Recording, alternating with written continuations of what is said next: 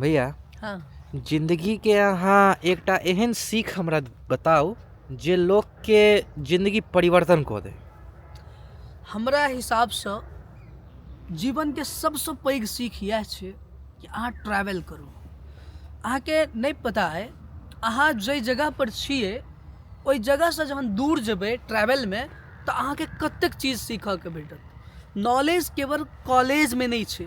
तैँ ई चीज हम जरूर कहि सकै छी कि अगर जीवनके सबसँ महत्वपूर्ण सीख किछु छै तऽ ओ ट्रैवलिंग अहाँके सिखाएत। और अगर ई बात सत्य नहि छलैए हमरा बताउ जे एतेक साधु महात्मा एतेक पैघ लोकसब ओहि समयके एतेक विद्वान लोकसब यात्राके किएक प्रेफर केलखिन।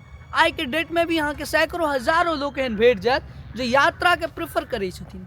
दैट्स ओनली द फंडा कि अहाँके सीखै पड़त तऽ अहाँके अकेला चलियौ आगाँ बढ़ियौ और देखियौ दुनिया कतेक सुन्दर छै।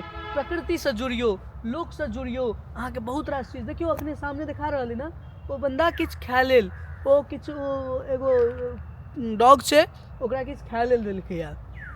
दिस is also a lesson U can learn from here. अहाँके क्लियर होबऽ पड़त ठीक छै तऽ अहाँ लेसन सीखियौ ई बहुत ज़्यादा जरूरी छै।